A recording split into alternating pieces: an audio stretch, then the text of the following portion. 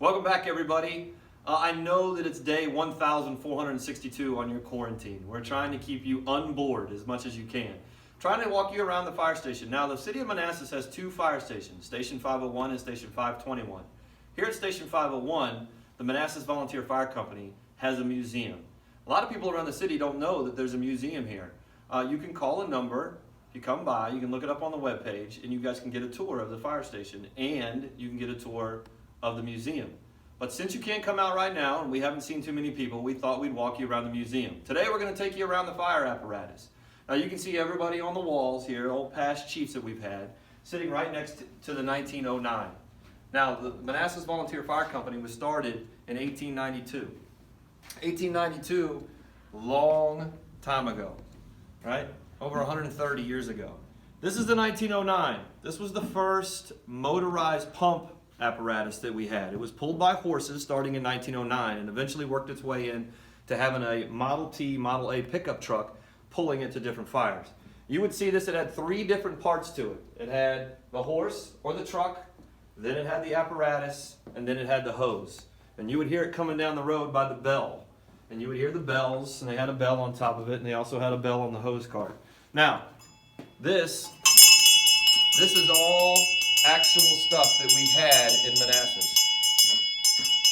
Sorry. This is all the stuff that actually ran in the city of Manassas. Back then it was the town of Manassas. We didn't become a city until 1975. The town of Manassas had this until 1909. After that, it stayed in service all the way up until 1928. 1928, they decided to make a purchase to get the first all-motorized fire truck in all of Prince William County.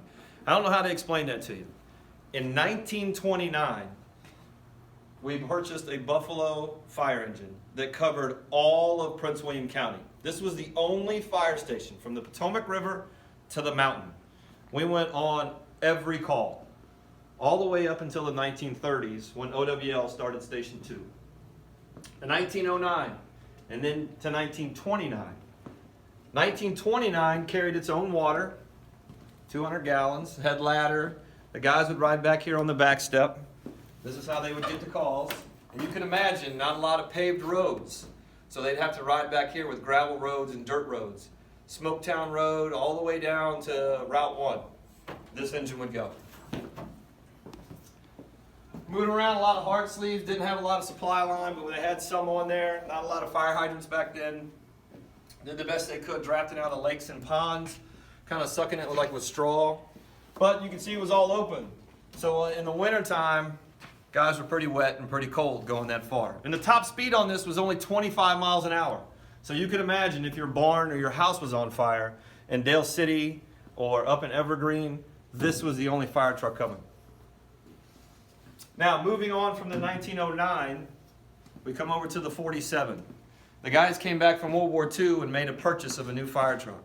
The 1947 was also a Buffalo, and this one had a little more enclosed cab. It only had room for two guys to ride up in the cab. Sometimes they'd squeeze three in there, right? But this fire truck specifically had long running boards on it.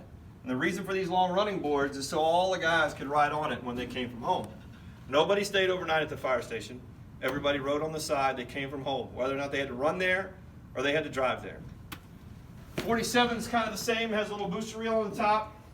Walk around, it has ladders,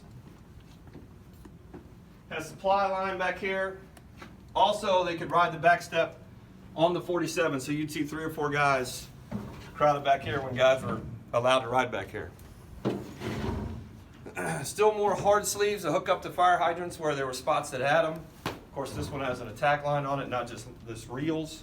More spots for guys to ride. Of course, they have guys riding down the side here also. And then normally, back in 1947, the fire chief rode up front. On most fire trucks, all the way up into the 60s, the fire chief was the officer.